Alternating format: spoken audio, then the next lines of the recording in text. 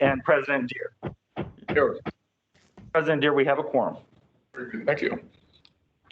Is there any public comment? President Deere, we have not received any requests for public comment. However, if there are any members of the public that would like to speak during public comment, please let us know by raising your hand on the digital functions. On the presentation. Yes, thank you very much, President Deere. This is our lone item on this agenda. We do have a presentation for you. It's under item 4A. It's our fiscal year 2022-2023 budget workshop. This is the first in a series of workshops that we plan to hold to provide information not only to the Board of Directors, but to members of the public. So with that, I'm happy to hand it over to our Executive Manager, Margaret Moja, for this presentation. Well, good morning, everyone. I'm happy to have you here today to talk about a couple of topics near and dear to the district here, and wanted to specifically spend some time to focus in on these particular topics, receive your feedback so we can incorporate any input into the draft budget that we're putting together for you. So if we can go to the next slide, please. And for those that are following along in your packet, it is on page 7. Here again, as always, I wanted just to start off each workshop just as a reminder of why we're here, which is to provide a safe and reliable supply of high quality water to the communities served. So the efforts that we see here today, both in the staffing and the membership and sponsorships, is all with this mission in mind.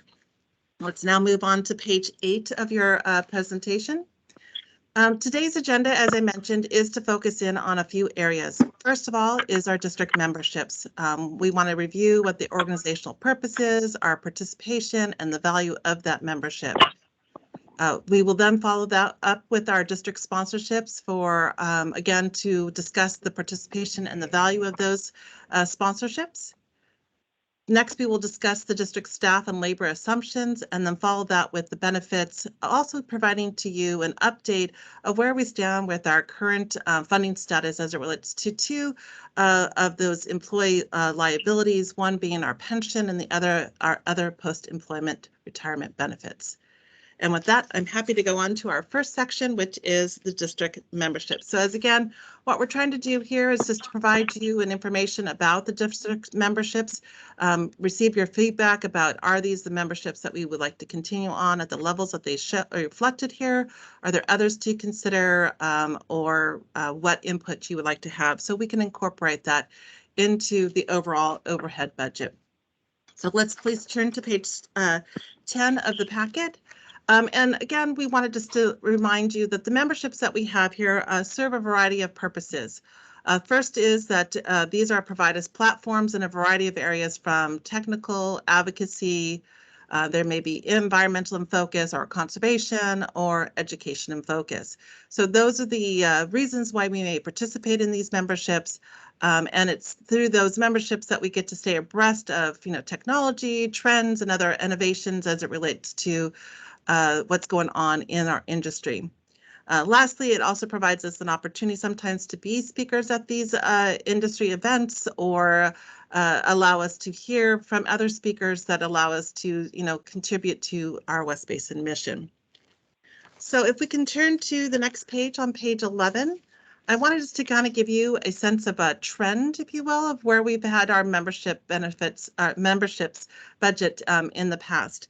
So again, as shown on page 11 of the packet and also on the screen, you can see over the years we've had, in the, less than 250, 225 perhaps in 17, 18, 18, 19, and then the 19, 20 and 2021, there was an effort to increase our awareness of other types of organizations out there. And then you can see in fiscal year 21, 22, our current fiscal year, we did drop down that balance there. And if we go to the right side of that slide there, you see the reasons why we dropped down from the budget of 2021 down to the budget that we see today for 21-22. There were certain ones that have been there that may have caused that increase initially, or that ones that we've been involved with in the past that we've opted not to continue on in fiscal year 21-22. Those listed being the American Membrane Technology, NWRI, NACWA, SCAP, and Water Research Foundation. So the total of those was about $170,000 at the direction of the board back in July of 2021. Those actually were reallocated to move towards our water use efficiency programs and more specifically to our grass replacement program. So they were taken out of our overhead budget and reallocated over there so we have additional dollars to spend towards that particular effort.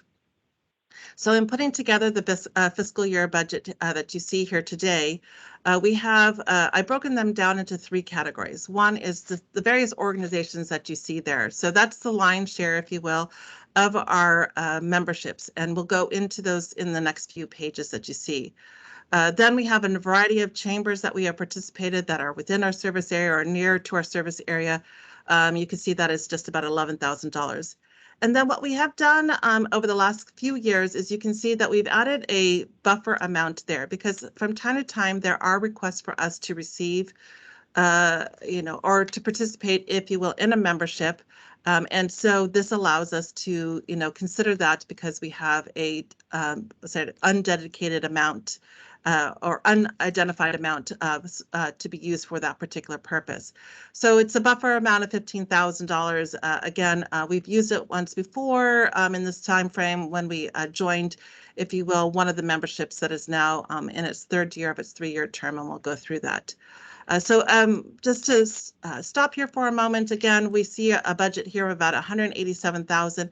That's slightly up from where we are today of about $179,000. And the reason for that is not because we've added any new memberships, is because that participating in these memberships, their membership dues have changed, either because of what we're seeing currently or what we're hearing going forward, that those dues will change. And so we've tried to incorporate that into the budget so that we can have sort of the just-in-time, if you will, numbers associated with that. So again, a slight uptick from about 179,000 up to 187, not because we've added any, just because we've adjusted pricing for that. So let's go on to the next few slides here. And this is where we'll just go into a little bit more detail here. And I'm not going to necessarily read word for word. I'm certainly, they're there for you to just give you an input as to what are those different types of memberships that we are participating in. And again, we have assumed that those that are memberships that were approved, if you will, or reapproved, if you will, in July 2021, are those are the ones that we're going to continue on. And so we've identified the name of the association, the description of what it is, what benefit we receive from it. We try to go back and figure out when we first joined them so that you get a sense of like how long we've been a part of this membership. What kind of membership, do we get out of it? Is it policy related, technical in nature? Those items that, like I said, that sort of drive us as to our reasons why, and what our anticipated amount will be in fiscal year 22-23. So as reflected here, we have the first couple here. And again, I will just pause. I'll just say the name, and if there's a question on them between myself or EJ, we can certainly ask any questions, answer any questions, just to say, regarding these things here. But the first one is the Alliance for Water Efficiency. Again, our conservation water use efficiency group largely participates in this area. And then you got AWWA, a very strong one within our operations group. We have staff that are involved, directors who go to conferences. And so I'll pause there to see if there's any questions on these two memberships before I move on. All right, hearing none, then I'll. Oh, am I on? Yes. You are. Am I on? I want to ask EJ if you feel there's any concern for any of these agencies that we maybe don't need to participate any longer. Let us know. Otherwise, we'll assume that things are copacetic. Happy to do so. Thank you. I'm ready. All right, so then let's move on. So the next two that you see are Aqua and AMWA. So Aqua, again, the board certainly is engaged with them. They provide conferences twice a year. I know our staff is engaged as well. We sit on committees. We also have our insurance through them, get a number of training through them. So Aqua has been a very valuable thing. As you can tell, we've probably been here for longer than I've been here involved. And so as a result, we don't have necessarily the original entry date, we can certainly find that out if it's important to you. AMWA was one in which we were joined in about 2018. That's the Association of Metropolitan Water Agencies. And again, you can see the prices there, 31,000 or so for Aqua and about 11,500 for AMWA. So again, I'll pause to see if there's any questions or comments on these two particular ones. I would point out, so on the Association of Metropolitan Water Agencies, this is an organization that West Basin traditionally hasn't been very active. However, it is a national advocacy organization. It is something that Metropolitan Water District participates in and hopes to kind of shift the direction of this national organization to kind of provide a California perspective. And because of that, you do have Shane Chapman, who is one of the assistant general managers of Metropolitan Water District. He serves on the board. The Metropolitan Water District had asked us to join it or its member agencies to help kind of reinforce the California perspective. And also Rob Hunter, the general manager of Municipal Water Districts of Orange County, also participates in the board. It's something that we haven't fully utilized, but there's a great deal of potential there. And again, we have participated as far as showing support for Metropolitan Water District and, of course, their policies. Thank you. Margaret, please press on. All right, let's move on to the next page, page 14. So we have two more associations here. One is CalDSAL and then the California African American Water Education Foundation. On CalDSAL, as you know, we were a founding member a number of years ago when this was put into place at a rate of $5,000 per year. I don't believe that rate has changed in my foreseeable past, if you will. The California African American Water Education Foundation, this is the one in which where we were able to use that sort of other category in that year where it was introduced to us by a couple of our board members who participated in that particular one. We have a 3-year commitment on them. This would be our 3rd year in 22-23 at a rate of $10,000 per year. And so that gives you a little bit of background. I know that when it was introduced in 2020, I believe it was around October, we did have the gentleman, I believe as the executive director, come out and speak to the board to show the value of this particular membership. And that's a little bit about these two memberships. So again, I'll pause to see if there's any comments or questions by the board or if EJ would like to share any additional comments. Yeah, you commented on that there's a 3-year commitment. Are we committed or are they committed to 3 years? It was my understanding that we committed ourselves to 3 years. And so again, we are in our, I should say 22-23 would be the 3rd year. So next year we'll have to decide whether to continue or not after that. That is correct. Thank you. EJ, anything? Yes, Mr. President, I was going to mention, so CalDSAL, West Basin Municipal Water District, was one of the co-founders of the organization, CalDSAL. It is worth noting that obviously the board of directors has chosen to terminate our potential ocean water desalination facility. However, CalDSAL does still provide a great deal of benefit to its membership. And one of the things that West Basin has been able to utilize is the information provided by CalDSAL for our member agencies. Obviously, brackish desalting, inland desalting within the West Basin service area and the West Basin Water Association is very crucial to our region. And again, as members of CalDSAL, we've been able to provide all of those benefits to our member agencies. So I just want to point out that one aspect. Anything else? Yeah, Mr. Chair, I'd just like to add that one of the most important things that I learned out of being involved in CalDSAL is the importance of managing our salts, which I didn't know at the time that it's so very, very important to all of California, the management of our salts. Well, thank you for that comment, Director Williams. Anyone else? We'll go on to the next page, Margaret. Thank you. All right. So on this page, we have 3 memberships shown here: CASA, CMUA, and CSDA. So CASA is one in which we pay $900 a year. Again, I don't think that's has varied much over the past few years. You can see that it's sort of more policy and technical driven. CMUA was another one we joined in 2020. So that's where you saw that bump up in that 1 year. There was an effort to see where we're at. And then CSDA is the California Special District Association, again, about a membership about $8,500. I just wanted to remind you, it was through our participation or our membership, if you will, through CSDA that we were just fortunate to receive a $2.3 million grant because of our completing of a questionnaire, if you will, that got submitted, and as a result of that, the state did award us $2.3 million. About $100 million of the legislation actually set aside specifically to special districts who did not sort of benefit, if you will, from the CARES and the ARPA funding that many cities and counties and states do benefit from. So I just wanted to share that aspect of the CSDA. Our membership has already paid itself over several times over. So, but it also provides a really great training for a variety of things from general manager to directors and specifically working in the special district space. And with that, I'll again pause to see if there's any comments from EJ or board members on any of these 3 items that are listed. Mr. Chair. Director Williams? I'm going to have to leave the meeting for now. We've been notified by our contractor that the power has to be turned off for a bit. So I'll rejoin either by virtually or by phone.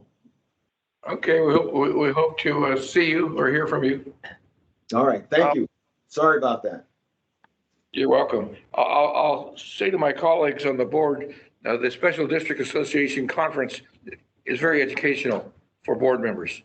They have sessions for board members that are very valuable, and I've attended a couple of them, and a couple of conferences, and I do feel that they were very educational, very beneficial.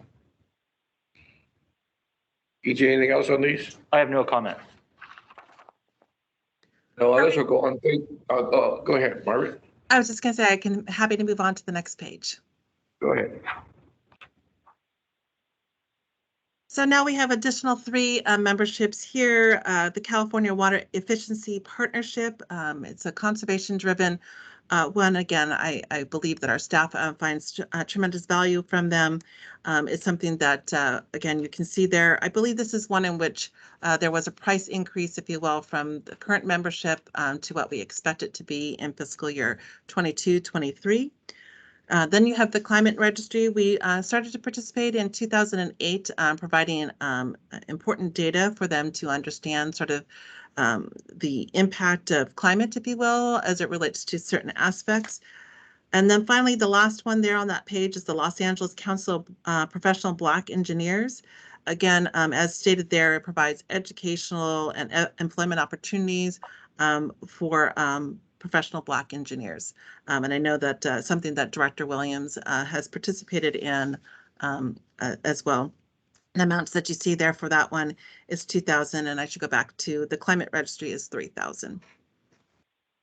So again, I'll see if there's any comments or questions to any of these memberships that are on these slides. Any comments? Yes, no. Go on, Margaret. Excellent. Let's go on to the next page. So we have 3 more organizations on this page. The first one, commonly referred to as BizFed, but it is the Los Angeles County Business Federation. It is a advocacy group that takes in from a number of chambers and trade associations on a number of topics, and certainly something that we started to participate in 2017. The $5,000 amount that you see there is the same amount that we're currently paying. The Southern California Water Coalition, that is another one that's there. What we get with this one, you can see it's a little bit higher amount, but it's sort of a membership as well as provides us an opportunity to show our value to the association by sponsoring different types of events, if you will. I know that Director Houston has been involved more directly with this particular one, and you can see there that's at $25,000. And the last one on the page there is a Southwest Membrane Operators Association, or SWMOA, at $360. You can see it's more technical in nature. Our operations department certainly benefit from our participation in this particular association. And with that, I'll again pause to see if there's any comments or questions. How do you feel about the Water Coalition? That's $100,000 a lot of money. What's our benefit there? So the Southern California Water Coalition is an organization that at a certain point actually somewhat went dormant, and then really had a resurgence with the issue of the Bay Delta and trying to look at kind of a significant impact in the California water industry as far as delivering water to Southern California. It's widely, it has membership throughout Southern California. We would be possibly one of the very few agencies that wouldn't be involved if we were to leave it. They do have a significant advocacy approach. Several different consultants from Sacramento assist, and they're very active on what I would call the kind of the bigger picture water issues in the state of California. Is it possible to participate at a smaller amount? We could look into that, certainly. I don't know the membership pricing, if you will, for their organization. So I know that in the past, not only has West Basin been a participant and a very active member of the Water Coalition, but we've also even supplemented their advocacy approaches, specifically when water bonds are being discussed, and of course, the Bay Delta issues. So we've actually contributed to their advocacy approaches individually. So we could look to see. Thank you very much. So they do have optional levels of their organization. So we could look into potential options there. It says that we're currently paying $25,000, but they have options all the way down to basic membership, which is $1,000.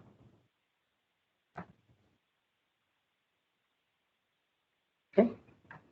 We might want to consider that.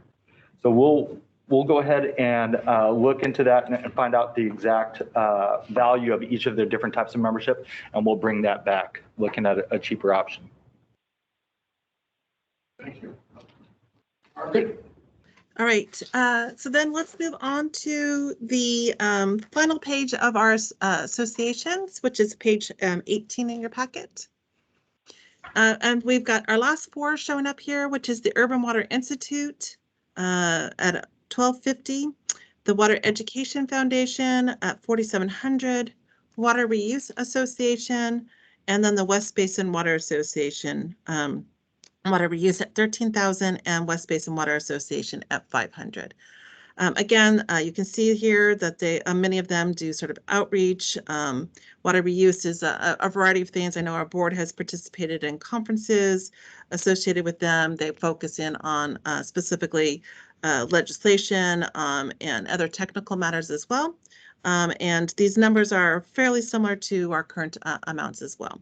And so again, I'll pause to see if there's any comments or questions regarding any of these memberships. Questions? I guess not. Thank you, Margaret. All right. Well, then the last I wanted just to share on our next slide here is we have a number of chambers that we participate in. Rather than showing the individual tiny little amounts from 100 to a little bit higher, I just showed you in total. So we do participate in each of these, in all of these chambers at the total cost of $10,775. And so it's many of our chambers that are within our service area, some that are in our nearby service area, and then there are other ones that are, I'll say, more regional in nature, such as the Greater Los Angeles African American Association, as well as South Bay Association. So with that, I'll see if there's any comments or questions regarding our chamber participation. Do we participate with these chambers? On a variety of different ways, I think we do participate. I know that certainly we use them as a means to communicate information with them. Some are more active than others. Perhaps maybe EJ has some additional intel to share with you all. Yeah, so West Basin's been able to utilize our chambers as far as promoting our commercial, industrial, institutional programs. It's a great way to network. We do have a couple of programs, including our grass replacement, as well as our Cash for Kitchens program that we've been really able to communicate to the business community through those chambers. As Margaret pointed out, each of the chambers are very unique as far as their size and their level of involvement, but as far as reaching out to individual business owners, this is a great tool to utilize. Very good. Thank you very much. All right. So I think our last slide in this section is just, provide us feedback. Thank you for your feedback along the way. But again, as we go through this process, we do want to make sure that we hear you, we incorporate your comments there. The one thing that I did hear is we want to get back to you on the Southern California Water Coalition, on what the different level of sponsorships are. And so we will provide that information to you at an upcoming either committee or workshop so that you have the information you need for, to give us direction on that. With that, then let's go on. Hold on, Margaret. Yes, please. Margaret, Director Alvarez has a comment. Sure. Hi, Margaret. I kind of held my comments because I had known that you had a board feedback, so I just thought it'd be easier and more efficient if I didn't interrupt at every point. Sure, please. But I have some concerns and I, with some of the associations that we're looking at, or memberships that we're looking at. There's a total of 19. It adds up to quite a bit of money, and I think there's some duplicity amongst the different organizations that we support. For example, the Alliance for Water Efficiency, I haven't seen anybody from the board participate in any of their activities, and I stand corrected on that. And it seems like it's the same issues that are advocated by the Alliance for Water Efficiency are also advocated by the Cal Water Efficiency Partnership and the Water Reuse Foundation. So I personally don't think that we, and I don't support continuing membership in the Alliance for Water Efficiency. The Association of Metropolitan Water Agencies, I'm not quite sure that we've been an active participant, although we have been encouraged to become members, but it is not anything that I've heard much activity in, and our other national organizations that kind of do the same thing. The climate registry, I heard that was something that we've been supportive. They do collect data. I think that all of that data would be collected whether West Basin is a member or not. So I'm not quite sure that that adds very much attention to the district. The AMWA, the Association of Municipal Water Agencies, is another national organization that I don't think we've been very active in. I haven't seen any of the directors participate in any of their activities. And we belong to a couple of other national organizations that overlap with that. So with those organizations, I personally don't think we ought to support. And, they add up to over close to $25,000 worth of expenses. So for my 2 cents, I don't think that they're worth continuing with. And I haven't heard anything that's really convincing as to why we should continue to be members of those organizations. Some of these organizations don't have director involvement, they have staff involvement. I can appreciate that, but I also question on involvement is staff is participating in those organizations. So I haven't seen that much participation. And again, it's not just the level of participation, is are we getting the same benefits from other organizations, and are we just kind of duplicating our membership? I understand that all of these organizations want to increase their memberships. That's part of their mission, and it improves their revenue base. But that's not necessarily the way we should be looking at it. There are arguments why they support it. And they do have support, but we don't need support from every organization that is out there. With respect to the chambers, there are two chambers that I cannot support in participating in. One is the South Bay Association Chamber. That's basically a umbrella chamber. We're members of the Manhattan Beach Chamber of Commerce, the Redondo, Torrance, Palos Verdes, etc. All of the other chambers of commerce that represent the different business groups in the South Bay. So I don't think that the South Bay Association of Chambers is worth continuing to support. Likewise for the Beverly Hills Chamber, Beverly Hills is not within our service area. Beverly Hills is a direct member agency of Metropolitan Water District. And I'm not quite sure what the value is of participating in the Beverly Hills Chamber of Commerce. So I don't support those two chambers. And I'd like to kind of, because we're entering this and we're kind of starting to bless potential expenditure levels without stepping back and looking at the bigger picture that we should be addressing first, and that is where West Basin is headed in terms of really looking at its finances. We're going to look at a potential loss of revenues, if we're going to see decrease in water sales moving forward. We're using the partial tax, I mean, we've lost that. That's going to be basically trending down over a period of years as it's phased out as part of the settlement on that particular issue. We're seeing some other increases, significant increases that we don't really have much choice on, such as our chemicals, which we recently had to just kind of approve spending much more money than had been budgeted because of both inflationary pressures and just dealing with COVID and the fact that there are supply chains issues driving up the cost of these chemicals. And there are going to be other costs that are going to continue to increase. So we need to be very sensitive to the fact that we have declining revenues, increasing costs, and we're going to have to really focus on where we can spend money.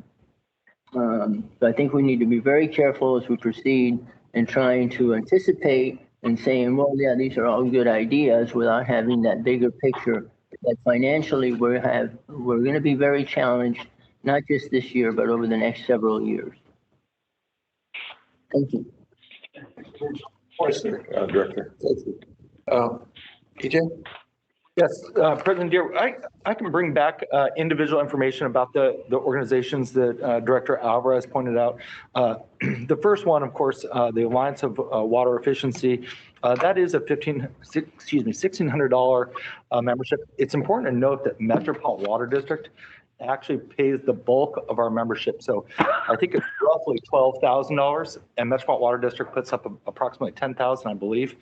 And it does provide specific tools and modeling that West Basin utilizes in all of its conservation programs, specifically when we apply for grants.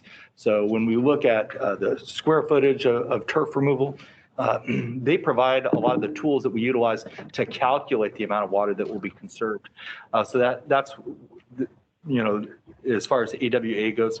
I can go through the others. Some of Director Alvarez's points are very valid. I mentioned AMWA, the Association of Metropolitan Water Agencies. That is something that West Basin has not taken full advantage of as far as the organization goes.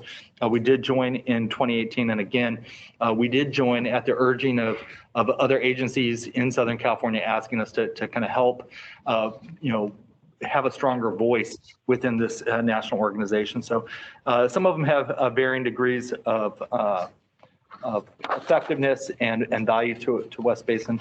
As far as the chambers go, There is some overlap, obviously, with the South Bay Association of Chambers. A lot of the key people in local chambers participate in both. Metropolitan Water District actually participates in both. So that, of course, it would be a decision of the board of directors. And then with this Beverly Hills Chamber of Commerce, it is important to note that we do actually have a portion of the city of Beverly Hills within the West Basin service area. So we have been active with them. Again, they also assist as far as serving the city of West Hollywood along with LADWP. So when we implement programs in the city of West Hollywood, a lot of times we partner with LADWP and of course the city of Beverly Hills to kind of help get our message out there. So there is some value, but of course these are decisions, of course, for the board of directors. Mr. Chair. Director Gray? Yes, Director Gray? I just want to kind of add to what EJ said, because I think it is valuable to the board for EJ to come back with a report. I know Director Alvarez made some valid points, but we really need to look at them more in depth, and I think EJ can bring that information back. But I just wanted to say, over the past couple of years, a lot of these organizations have not necessarily held conferences, certainly not in person. Some have been virtual and some have just not had them. So I think, looking at whether or not directors participated over the past 2 years may not be an accurate record of our participation, but EJ can bring back that information in terms of staff and directors. But I would look further than just the last couple of years, because things have been very different in terms of attending conferences. And so I'm looking forward to the information that EJ brings back. And thank you, Director Alvarez, for your comments for us to look at certain organizations. But I think we need to look at it with more information. Thank you. Any other comments? Sure, this is Board Member Houston. Go ahead. Regarding the chambers of commerce, real quick, we don't have the examples in front of us, but most of them are obviously very inexpensive. And I will just say personally, the Beverly Hills Chamber of Commerce, I actually find a lot of value in, as well as West Hollywood Chamber, and they of course represent. Well, Beverly Hills sells water into a portion of West Hollywood, and also the city of Beverly Hills, the chamber, really good government affairs I participate in. So I think that's one that is actually valuable, and I have participated and worked with them. So I would definitely keep them in here. And the South Bay Association, we've talked about it a couple times. Again, I don't think the membership is really much of anything. It's probably under $1,000, maybe $500, but it seemed like they were starting to ramp up a bit in the last couple of years. I think the bigger thing is, quite frankly, with that organization, I'm on their email list, but if staff, I'm assuming, is on the email list, if you all would send us, if there's an event or a function that they're doing, we should know about it.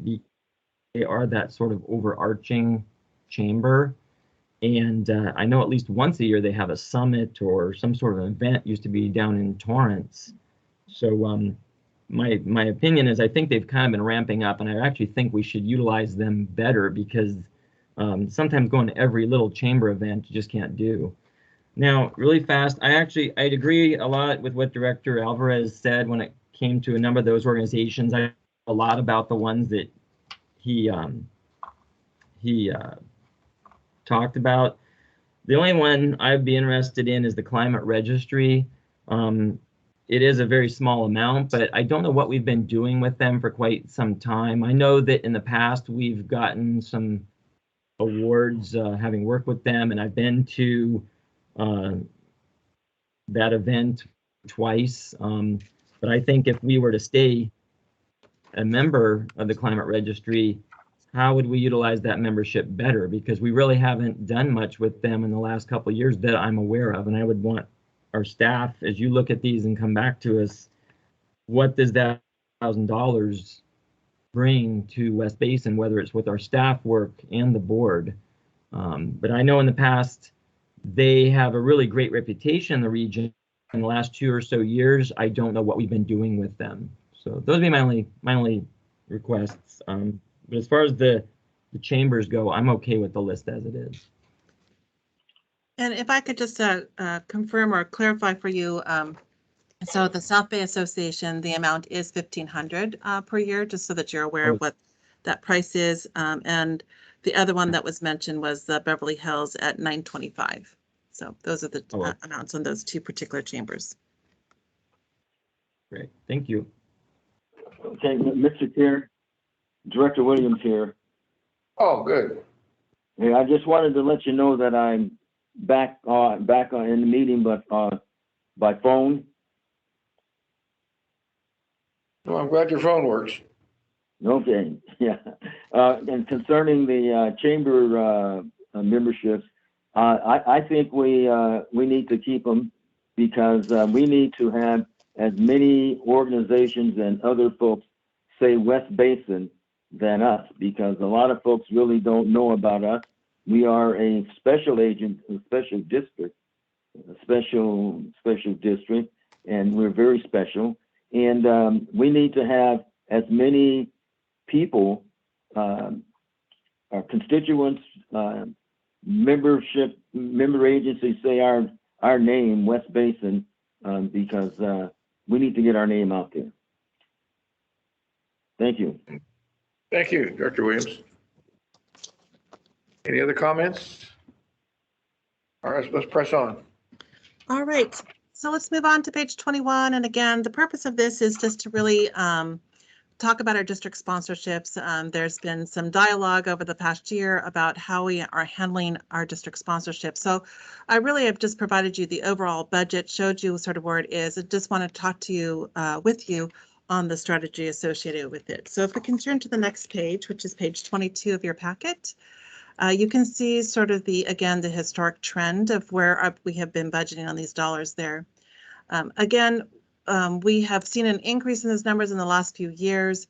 Again, the gray bar that you see there is just sort of available for others. Throughout the year, we had an established list of chambers, I'm sorry, not chambers, but associations that we were participating in. And there were other requests that come in. We didn't have them specifically named, and so we thought it would be prudent, if you will, from a budgetary standpoint, to put a number in there. Is it 25,000? That's the question for the board to dialogue about. But I did try to separate out sort of where we see those dollars coming from. So in blue, you see the amounts that are there. So these are ones that we are already a member of. So we have, the memberships that we just talked about, and these are additional sponsorships that we can do, at the annual conference or other places that they may have those sponsorship opportunities there. So you can see that has sort of seen an increase in 1920, and we sort of maintained those levels, if you will, during that period of time. And then the other sort of organization sponsors, this might be your Biona Wetlands, other types of things, WRD, that where we, we contribute to them, they contribute to us, but that's where that other organization is. In July 2021, again, the board had a good discussion regarding our sponsorships. We had 93,250, and they're saying, well, is that what we wanted to do? Because if they were on the list, the practice in the previous fiscal year was that we would just move forward with them when those requests came through, as long as it was the amount that was reflected on the list that we showed. But then there was some dialogue there that says, no, we should bring those items back to the board. And so those are the ones that are being spent or brought to the board. Now, these are different than I'll say the director sponsorships, where we do actually have a $75,000 budget. So if you will, we had the $93,250 for what we refer to as the water related ones. And then the $75,000 director sponsorships, where they have to identify either through a booth, an advertiser, or a speaking opportunity for us to sort of show that, showcase, if you will, who West Basin is, and to sort of get our name out there. So I do, if you will, the list sort of remains the same as to sort of what the names of the players are, but knowing that the board is having a dialogue about each one, we have just kept the same budget here for the purpose of discussion. Again, remind you that you have 93,000 here, another 75,000 in our director sponsorships. Something for the board to contemplate of how they want to manage, if you will, its overall approach to sponsorships for West Basin. And with that, I'll take a pause and open it up for questions and comments so we can get your feedback here on how we want to approach sponsorships going forward. Margaret, in the last three fiscal years, what has been our experience in using the available for other considerations fund? So we have used them. They're off and on. Like I said, different things will come through. So this page, wait, hold on. You know what? I might need to get back to you. These are my, I only printed my budget, not the actual. But the ones that I can think about was ones that when they did come through, I believe that the directors would sort of make mention of it at a meeting, and the board would sort of be aware of it. So it wasn't something that that we individually had done. But unfortunately, I don't have that list directly in front of me. I'll look for it maybe as we get through the presentation and can circle back to you on that. It seems like a nice cushion to have in your budget if something comes up. I can see the reason for that.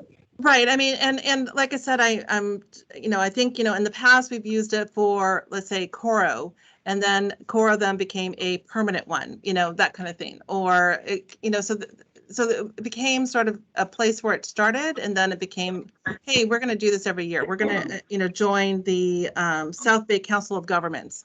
And so it became sort of, and now that's the South Bay Council of Governments became a named one. So that's sort of how that started. Again, I understand the comments raised by Director Alvarez. I can appreciate that, because of the way that we were approaching sponsorships before, which was if they're water related, we can just sort of move forward with them. But if we want to take a step back and say, hey, we really got to, be mindful of where we're spending our dollars, then perhaps this is an area that we can sort of pull back on because, again, we have a different approach here going forward where each one of these things are going to be there. I believe to date, we've only spent $6,500 towards this $93,000, just to give you a sense of sort of where some of these dollars are for this fiscal year.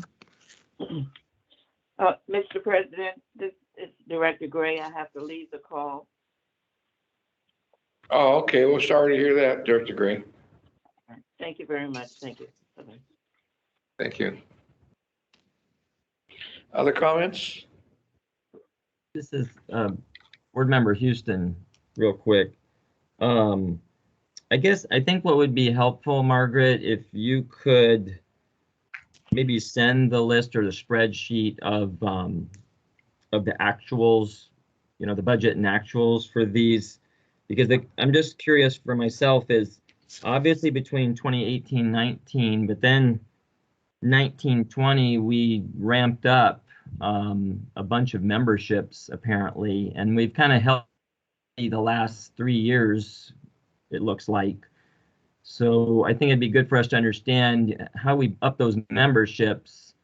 But then I see we brought down, the orange section got a little bit more narrowed. So we must have been piecemealing things prior, but then certain memberships, maybe they included certain things. I don't know. I guess it'd just be good to see the breakdown Certainly on that. And just to give you a sense of sort of what some of those increases are. So for instance, we wanted to have a bigger presence, if you will, at, I think, conferences at Aqua. So we upped it from 6,500 to 18,750. That gives you an indication of one. We had one in there for, interesting, in 18-19, we actually had the Southern California Water Coalition as a sponsorship, but we also had a membership. And then I think the effort was, no, let's have a higher quote membership and get rid of the sponsorship. So it was sort of like it became merged, if you will, in that year. So that's one of the shifts there. Another one that we had on the list that went away, just to give you a sense, was the Water Education for Latino Leaders Annual Conference. We never participated in that, even though we had budgeted. So I think we finally said, we're not participating, let's not budget for it anymore. And then the other ones, sort of have remained relatively the same, but I'll say the named ones would be like a Cal Desal sponsorship, as well as at the annual conference. That we've also participated in the California Water Policy Annual Conference, Friends of Bayona, Heal the Bay, Los Angeles Conservation Corps Spring Luncheon. I think that hasn't happened the last couple of years, and so we haven't spent the dollars associated with that. South Bay COG. And then, like I said, the other ones are associated with there, not as significant, but that just gives you a flavor there. But more than happy to provide you the line items that we listed, how we spent them, and where we spent some of the quote extra, the 25,000, the other requests that came through. Okay, yeah, I think that would be good. And I'm not really here myself to nitpick or anything, but I just wanted to see, because obviously there was probably a reason we did ramp up the memberships, but I did think we were looking at that more with the scalpel the last cycle. So I see it still seems like it's stable, you know, the current fiscal and the future projected one you're talking about now. So I just would like to see that. As far as, and that's a good point, the Southern California Water Coalition, when you guys come back on that one, we already asked you about it, that might be one where we decided let's up our membership because it included, you know, a bunch of things built in. I think actually that was part of it. Right. Automatically are a sponsor at certain things, and we automatically have, you know, a table or whatever it is, rather than piecemealing every 3 months for the quarterly lunch or something, whatever it was. So that'd be good to come back. And really quick on this, Margaret, well, two things. One is like LA Conservation Corps. I hear we have that in the budget. I don't know what they've done much last couple of years, but our other thing is, you know, do we even really work with them anymore? We don't have the Redondo site location exactly. I don't think they're doing anything with us, for better or worse, at the plant right now. I think they used to do something or not with some of our interns or something. So that would be one, for example. Let's see the line item. Maybe we have to take that off. I don't know. I like them personally, but if they're not really part of our West Basin family at the moment, there's no reason to keep them in the budget unless it comes as a one-off to the board. So that one, and my last one is the South Bay COG, City Councils of Governments. Just hypothetically, I don't know what we pay, but for example, that's, you know, the regional COG, and they do have their summit. And I think in the past we may have every year advised, oh yeah, we'll have a booth, we'll be a sponsor, but maybe now we have it built in. It would just be good when we see that dynamic. Right. And just to give you a sense of that one, so the amount that we have reflected here is 2,500. So when and you know, having them named, if you will, does help us when I think we are contacted by these various associations, like come sponsor us, you know, we want 5,000. We're like, you know what, we only have 2,500. So it does help. At the same point, I understand sort of where it is. Because of our approach now where everything is having to come back to the board, is it, you know, appropriate to have two different budgets now or combine them? That's something that, you know, direction from the board would be appreciated too, because I think in the discussion, the good discussion we had in July of last year, really, I think, set a new direction, if you will, of how we're approaching sponsorships. So. Okay, and one last point, which when you send us the actuals from the last couple of years, is just to see, while this total sponsorship budget is $93,250, that doesn't mean we spent $93,250, because like Director or President Deere pointed out, I mean, there's that cushion didn't necessarily always get used in the gray. Even some other things, because they didn't happen last year. So I think it's good for us to understand, and obviously the public to understand, that just because it's budgeted does not mean that that's how much we actually spent. Sure. Yeah. Again, happy to do that. I believe we actually already have something put together. I'll just make sure that we get that sent out to the directors for their review and then a comment back to us. Okay. Yeah, very good. Thanks, Margaret. Thank you. Anyone else? Mr. Chair, Director Williams Williams? here. I just want to say that I got dropped out of the meeting, but I'm back in now. Well, welcome back. All right, thank you. Director Alvarez? Yes, Margaret, Yes. all of these are basically to be determined. We committed to a certain number of these three, the member, other organization, and available for other consideration out of that budget. We are not committed to any of them. Okay. These are just ones in which we have historically been a sponsor, and so as a result, that's how they also remained on the budget, if you will. But again, happy to take it whatever direction that the board would like to go on this, because again, it was at one point we had no defined names, if you will, associated with it. Then we found that we had certain repeat ones, so then we started to name them, and so then it was understood, hey, when these come in, they're for that dollar amount, we'll just pay for it. And now we're sort of moving back to, hey, we want to talk about each one of these things. And again, I'm up for whatever direction you guys as a board like to go on this.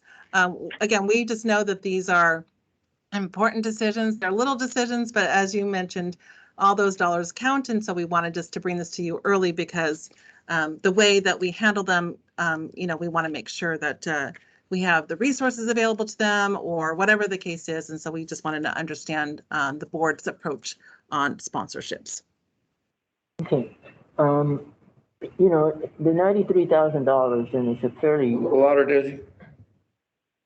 $93,000 is a fairly large slush fund, if I can refer to it that way. And I think like the members, additional sponsorships to organizations we're already members in, I'm not quite sure we need to budget for that. We've already participated in those organizations, and I think we're participating quite a few of those organizations to a significant level. Other organizational sponsors is a large number. So in terms of just having a budget so that we can participate on an individual basis as they come up, I would be more comfortable with something on the range of the $25,000 as opposed to the $93,000. And again, for a lot of the same reasons as I said earlier, we need to be very concerned about our budget as we move forward, given the state of our finances. Absolutely. And again, we can bring that information back and show you sort of where it is. I think that to your point, or the points that have been made, I don't believe we've spent the $93,250, certainly not this year. I'm not sure in the last year as well. Again, different time, with the sort of a lack of activities, if you will, and some of these events where we thought we would sponsor something and they didn't have the event. And so as a result, we didn't spend the dollars. So certainly I think looking in the more 18, 19, 19, 20 timeframe will give us a better sense, if you will, of sort of what our level of participation is and is that where we want to be going forward. So I'm happy to bring back more information, but I've made your note, Director Alvarez, about the $25,000, and maybe once we see the actuals on the sheet here, we can see where that is and how we want to move forward. And President Gier, if I might add, West Basin staff will get that out to you, the list of sponsorships historically and such. It would be great to get consensus from the board as far as how they want to pursue sponsorships, whether it is limited to that $25,000 limit or what have you, whatever the direction from the board is. It's important to note that our administrative team has done an amazing job of working with a lot of these organizations when these sponsorship requests come in. You might recall that last year, the board's direction was to bring back each individual sponsorship to the board. That does take quite a bit of work. We're happy to do that if that's the direction. But if we can get some consensus from the board as far as potential sponsorships that they want to see, that allows staff to kind of take that action earlier than later and make those things happen. A lot of times these sponsorships are kind of the first come, first serve. So you can sponsor a lot of different things at a conference, whether that's the luncheon or specific speaking series. But the later you do that, the limited the options are. So we would like to email that to you and potentially in our next workshop, get some direction from the board. Mr. President. Anything else? Yeah, Mr. President. Dr. Houston? Yeah, just real quick, what I would like, now I was thinking about it while I was listening, and I wanted to make sure you guys are clear from my perspective. I think what would be really helpful is when you create the spreadsheet or charts, because, well, remember when we used to do the budget process, you sometimes would have a roster of all of the potential sponsorships, right? You'd say, okay, Biona X and da-da-da that, right? So I'd like to see that, number one, that's in this proposed budget. But number two, I think it'd actually be really helpful to see something like across the board from the last, again, going back to this whole chart, 17, 18, all the way to the newly proposed, because to see, okay, what was it that was budgeted? Because some of these events, right, there or functions, it was, maybe one year it was 2,500, then we anticipated it was going to be 3,000 or something like that. So it was in the budget. I get it. But the other thing is like you said, Margaret, a number of them, they were on again and off again the last couple of years. So I'd like to see also like, oh, did it actually happen or not? Because, for example, I think Biona was going to happen and then it got canceled. So I assume we did not have to do that outlay. And so again, the last couple years have just been a little bit all over the place. But it would be good to see, okay, what was budgeted, what actually happened or not happened, and then that'll help us make a decision to decide, okay, are we going to have to bring some of these things back every year as they come up?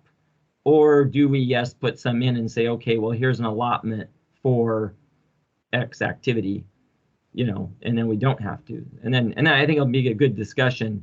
At the end of the day, I don't want to have to nitpick and get in the weeds of it all the time, but if we can set the course this year, that would be really great. Yeah, and I think it would be appreciated too, because again, now that we have these members or these sponsorships here and we have the director sponsorships, I will just say sometimes we're like, which bucket is it coming out of?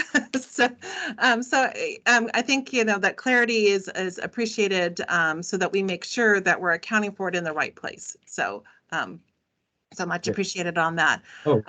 And can I just say one thing? I know you can email the chart to me, but can you also print out a copy? And when I'm in the office, I'll pick it up, because especially when you send those big spreadsheets, I don't want to sit looking at the screen. I really like a hard copy. So just FYI for me, okay? Sure, absolutely. Yeah, we'll have that ready for you.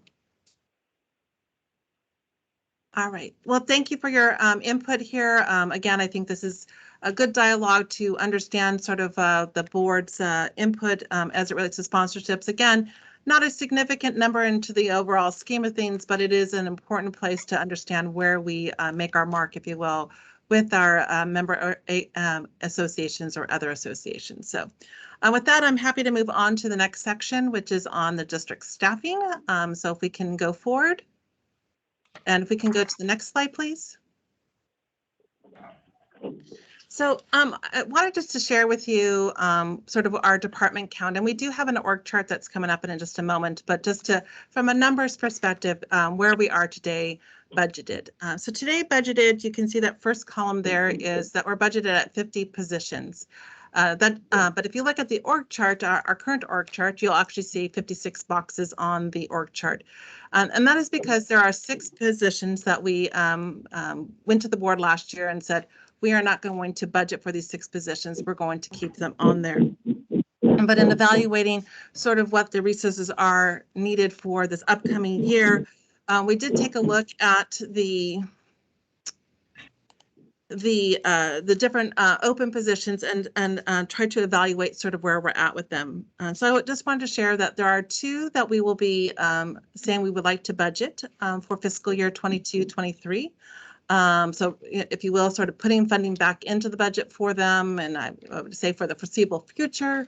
And then wanted just to also share with you that of the 6 positions, 2 we're putting back in the budget or proposing. 2 of them we are keeping them on the org chart, but we're not funding them currently.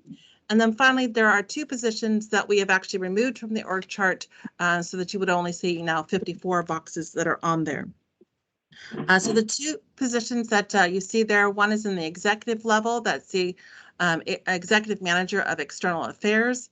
And then over in the operations department, it's a water quality analyst. And we'll the next couple slides share a little bit more details of why those positions are needed. So if we can go to the next page, which is page 26 in your packet.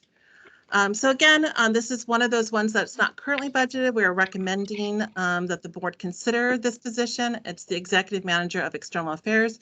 So similar to how we have an executive manager of finance as well as executive manager of engineering operations, there was a third position out there for external affairs. And this individual would have oversight of not only the water policy group as well as the communications or public information education department there. As noted here, that this would provide executive level representation, vital information as it relates to external affairs. They would serve as, like I said, oversight of the water policy department as well as the public information and education department, focusing on their strategies there. They would provide support to the general manager on customer engagement and regional supply, water supply strategies and topics. And then they would serve as the backup to the general manager on items relating to board, perhaps MWD and other regional agencies. So with that, I will pause and see if there's any questions there. Certainly, EJ can certainly comment in on this since he's has sort of been dual fact playing this role, if you will, as playing many roles, if you will, for the agency at this time. But I'll take a pause and see if there's any comments or question on this position. There has been some thinking among some board members that we should have a position of assistant general manager.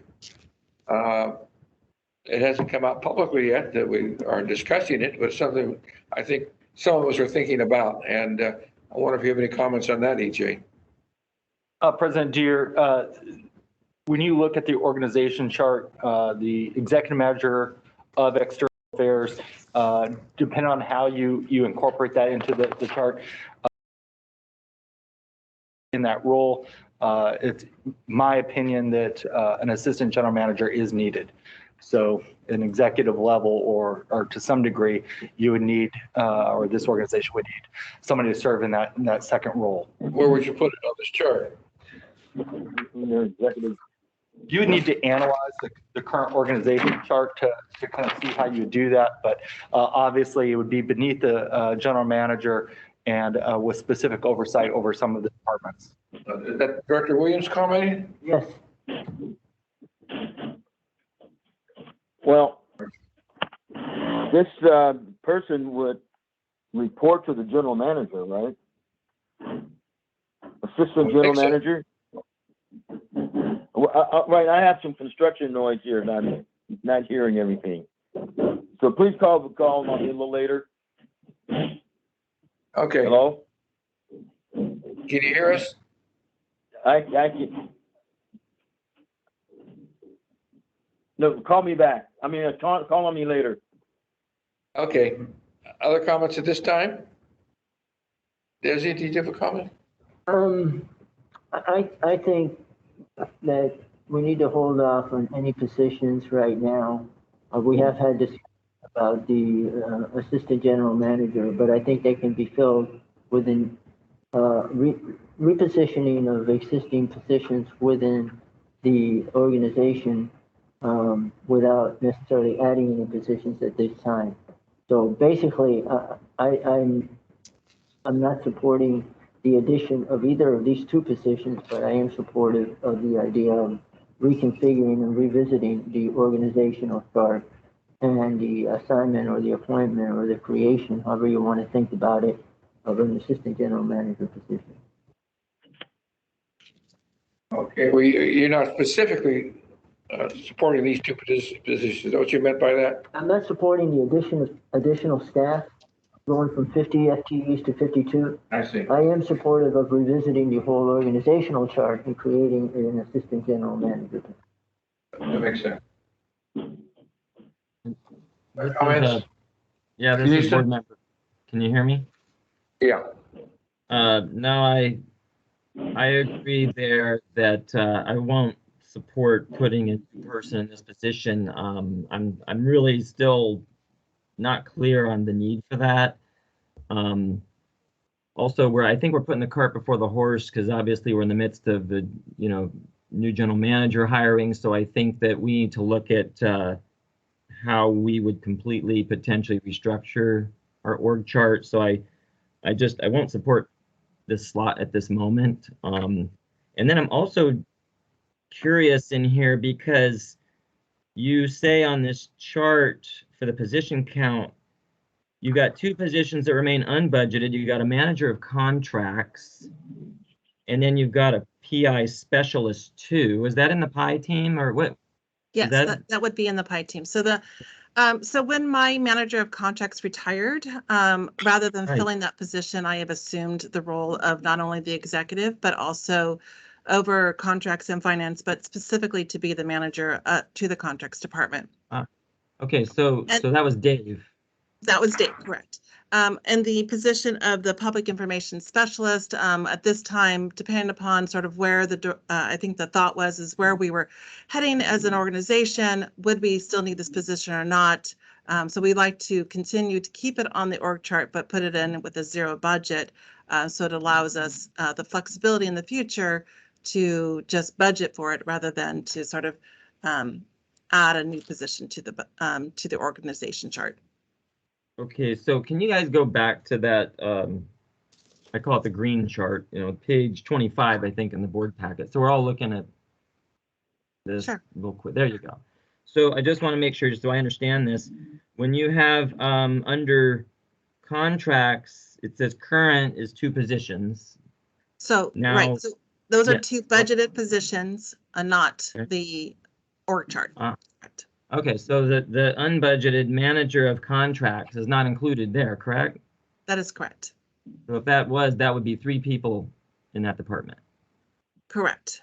Okay, and then you're currently doing that job, even if they've retired or left.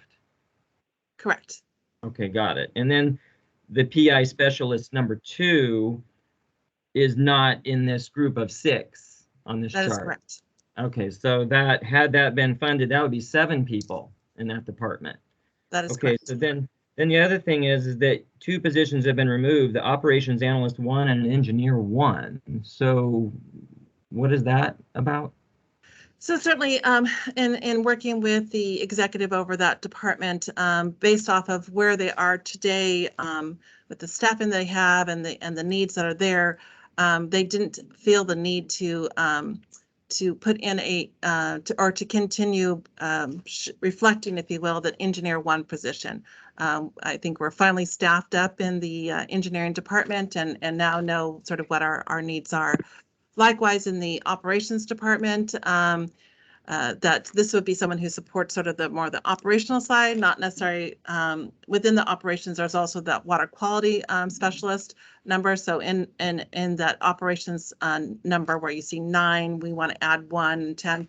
That includes, those that do our distribution system, work on the facilities, do our water quality, all of that, and that's also reflected in the org chart. But we felt, though, that we had 1 position that with the recent recruitment, we felt that there was an effort that we could combine efforts, if you will, with the GIS, with the operation analyst responsibility, so that we no longer needed to have a distinct GIS and a distinct operation analyst. Okay. I think that looking at this chart and then that proposed org, I think it really does make it clear that we really need to hold off on changing anything at this time and understand, once the organization has a general manager in place, then we can determine what's the best course. But I wouldn't support adding any positions at this time. I would just let it be for the moment. And the other thing is that, you want to put an executive level person in one department, and yet we don't have a manager of contracts. It's a slot that just got left open all this time. So I think there's a lot of questions we have to really determine. So I won't support adding anybody at this time. I think just hold things where they're at. Yeah, and I think that, the reason that I, didn't decide to or fund, if you will, the manager of contracts, and it's sort of separate from the conversation that the board is having on how to structure it there. But again, I certainly am in the position to manage those responsibilities if things change in the future, on how we handle things, what my responsibilities are going forward. That could change and says, yeah, we really need a manager here or not. And so I think that it's, we can just sort of keep that on hold until sort of like that overall organization structure is taken care of. Sure, So. sure. Okay, great. Thank you. I know that we've heard comments from the two board members, but if I could just go to page 27 real quick, just to give the reasons why that we felt necessary for the water quality and environmental compliance analyst. That is a critical role here. Again, that's on page 27 of the packet. That is a critical role here for the district to make sure that we're in compliance with the various reporting that's required by our regulators and to ensure that we're meeting various needs there. We have very important deadlines that we need to make, and so that we to avoid fines or shutdowns or any other kind of notion there. Plus, we want to make sure that that we are establishing good protocols, procedures, and the likes there, and to help us with our water service coordination as it relates to our potable system. So I've heard the comments from the board, but I do want to make sure you understood that as staffing sees it, we saw this as a need. Yes, there are individuals that are already there but we did actually at one point have 3 positions within our water quality, and over the years, there's been some movement. So we've, had someone who retired in that area too. And so that one's sort of been placed on hold while we evaluated it. But again, the reasons are noted here on page 27.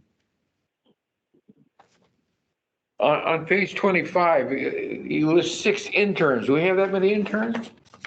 We do have 6 interns in our budget. Currently, though, we only have 2 that are filled. I believe there were under recruitment for a 3rd, and others are being considered.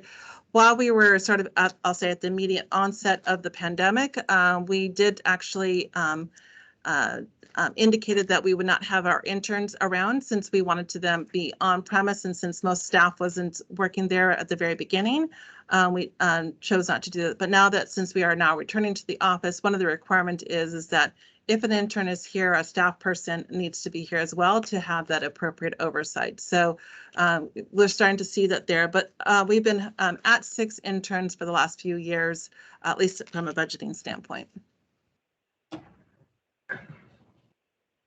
Any other comments? I just would. Go ahead, Desi. Go ahead. Go ahead, Desi.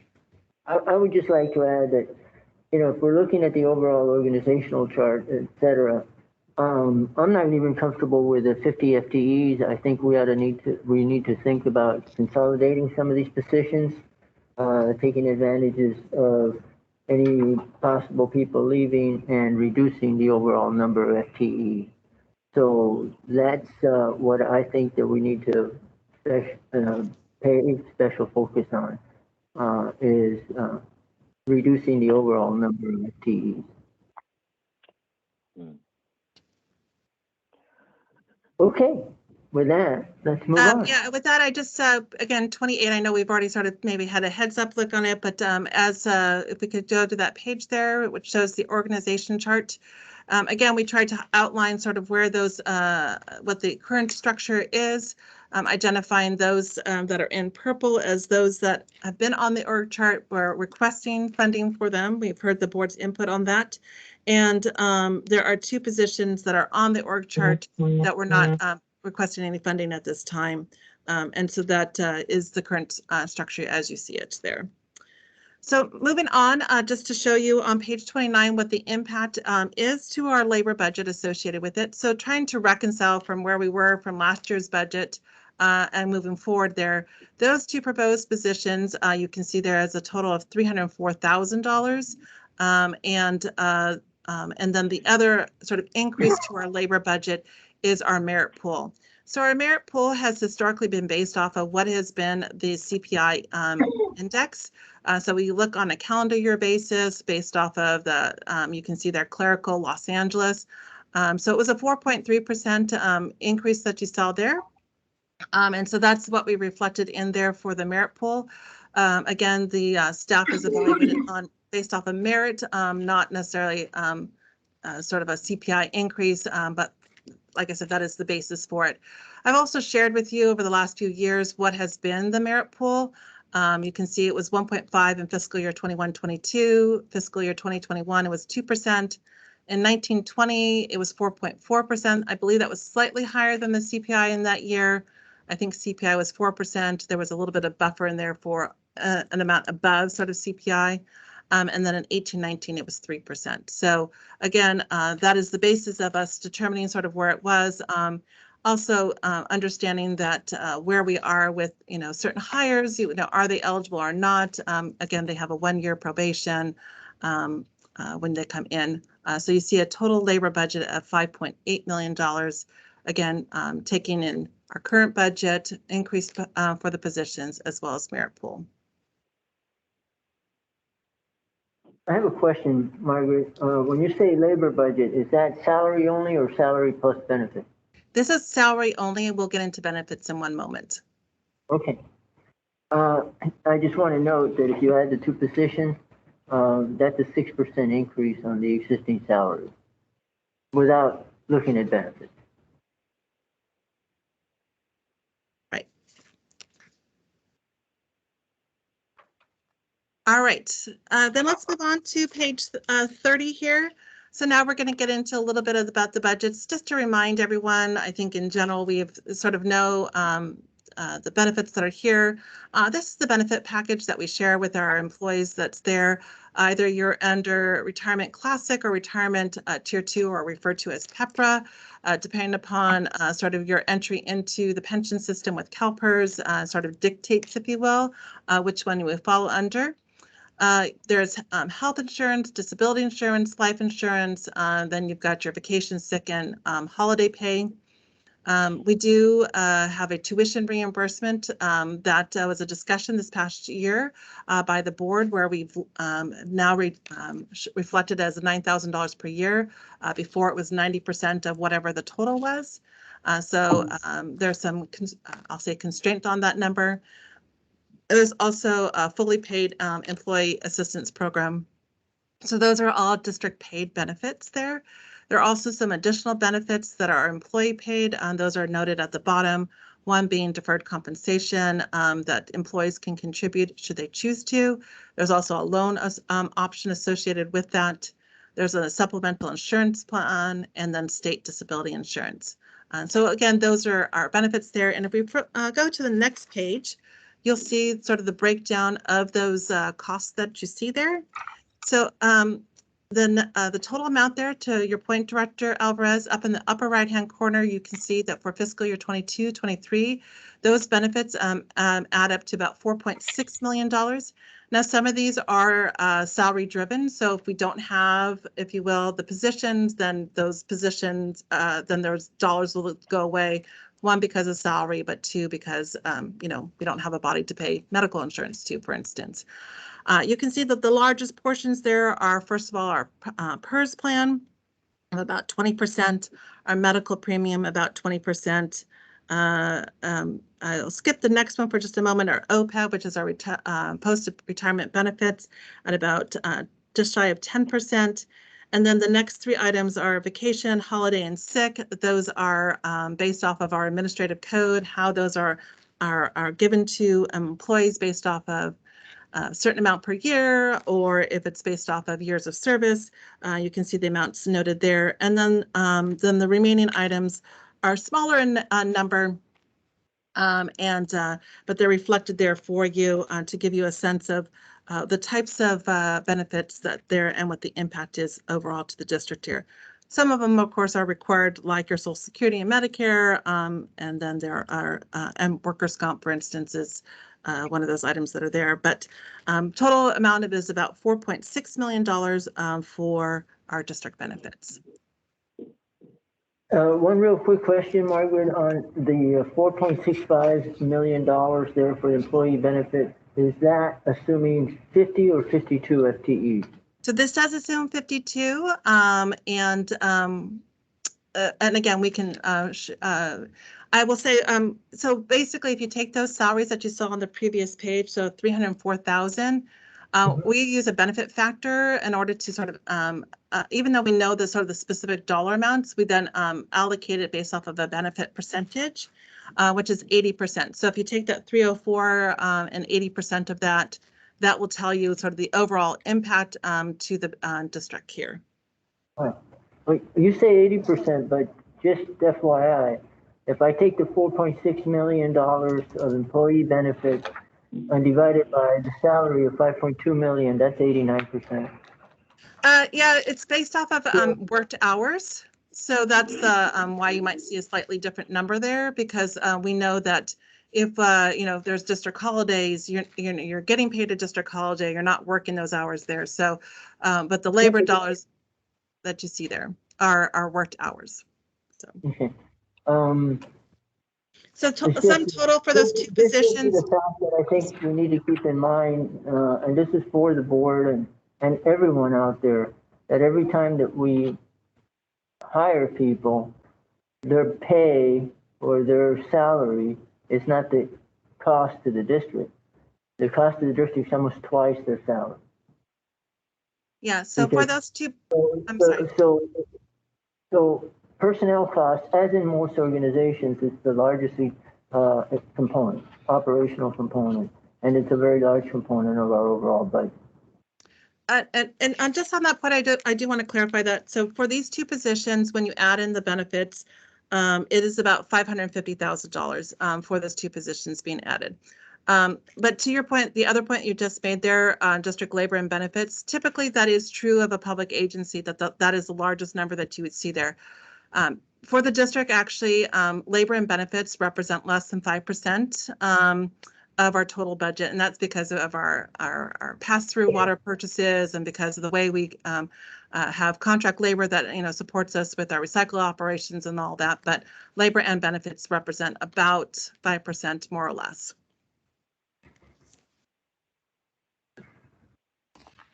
So if we could go to the next page, maybe that helps you give you a sense of information as well. Again, wanted to provide you a little bit more trend information. Can we scoot it up a little bit? We're missing the bottom part of the page there.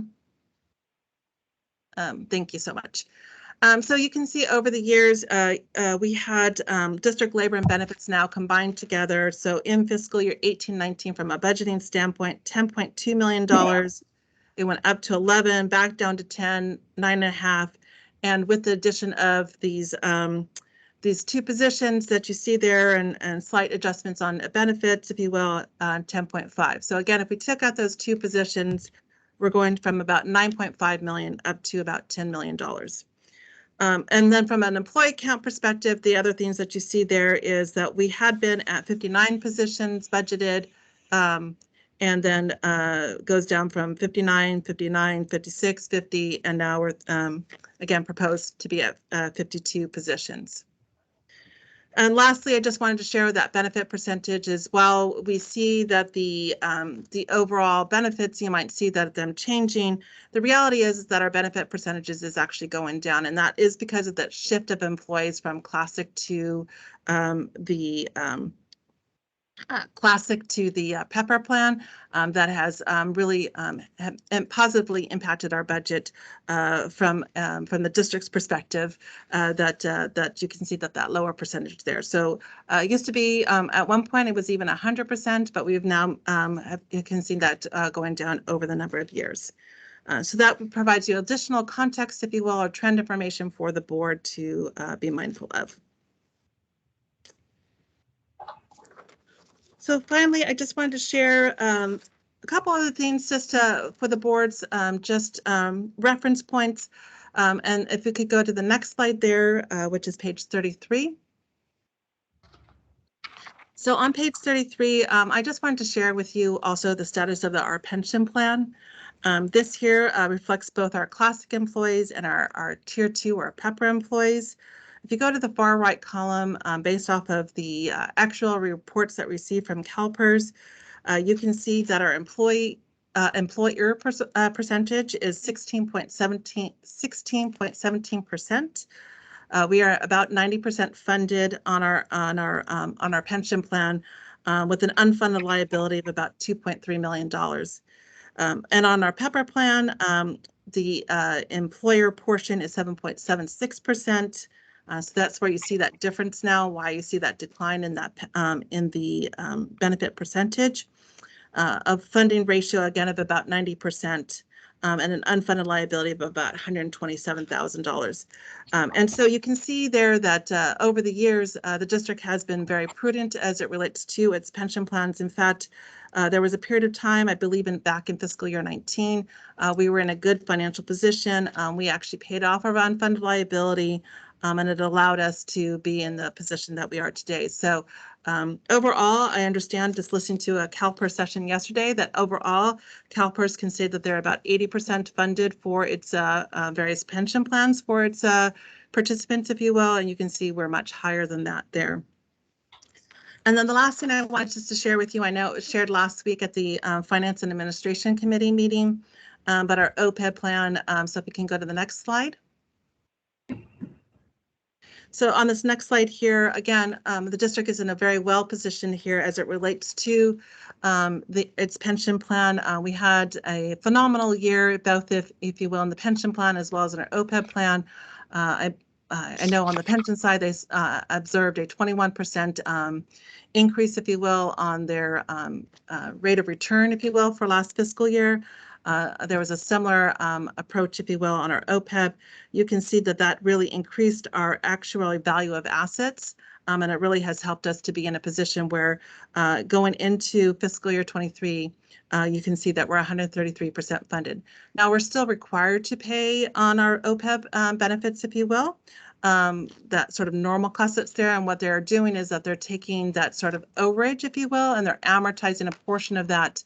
So we're not having to pay as much as it relates to the overall contribution that you see there. And so again, from an operational standpoint, I think that we have been very prudent as an agency to try to not be hit with those sort of unfunded liabilities, addressing them where we can to lower that annual cost that you see there. So you can see that this year we're paying about $467,000.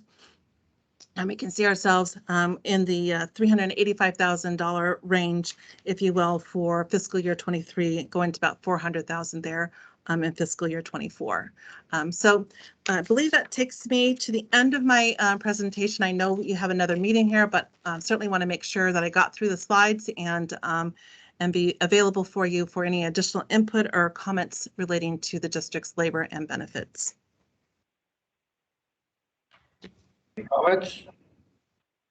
Margaret, you do a magnificent job. We really appreciate it. Thank you. Director Houston, you have a comment? Oh, sure.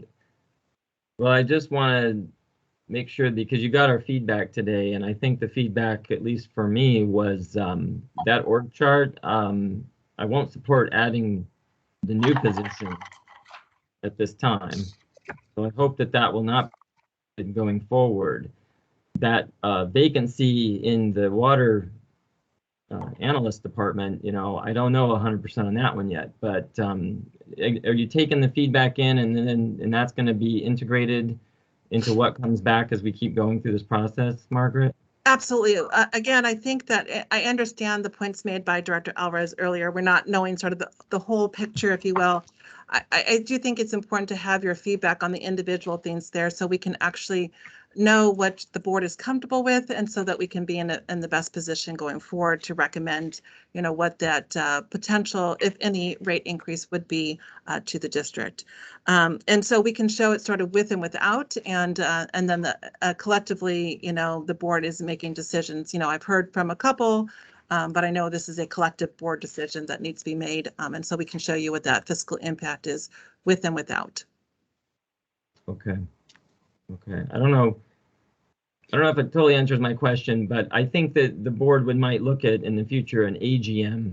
But again, it depends on, you know, once everything's kind of in place with new manager, et cetera. But I won't support funding that executive level position at this time.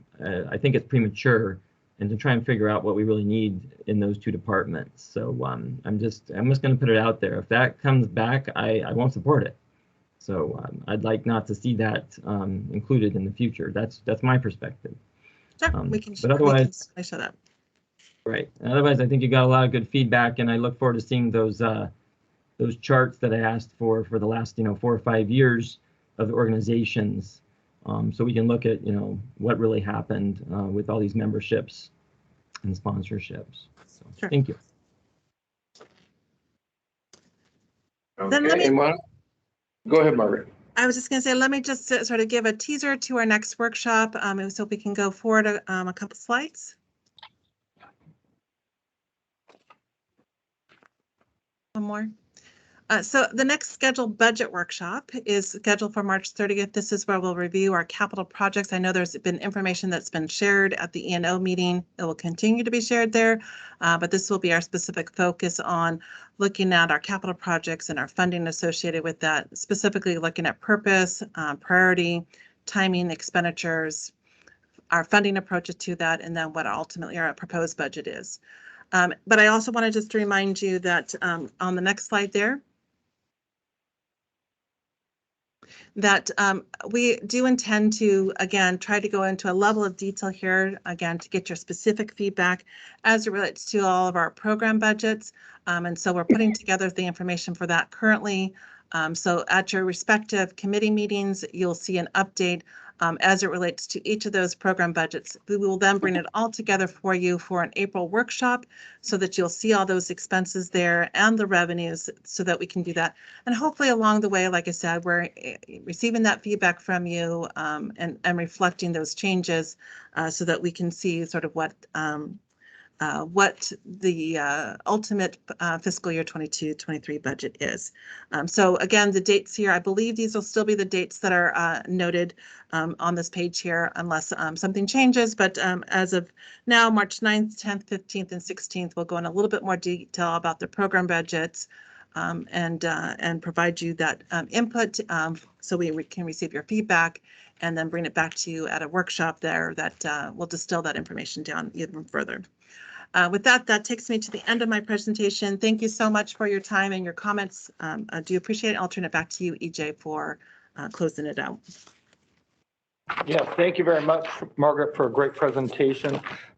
West Basin staff will continue working on this information. You will see some emails come out from the Office of the Interim General Manager related to the sponsorships and some additional information that we'll get out to you this week as well. So with that, Mr. President, I'm happy to answer any questions you might have. Any questions? Guess not. Thank you very much. Thank you. So that does wrap up our presentation. We do not have any action items nor any information items for you today. Okay, no closed session scheduled, is that right? That is correct, but we do have a special board meeting at the conclusion of this. Okay, I don't have an agenda for that, but let me ask, are any director comments or future agenda items? All right, we'll adjourn this meeting and take a little break, I guess, huh? Why don't we just start the next meeting and then take a little break if we're going to go into closed session? Oh, that's a closed session meeting.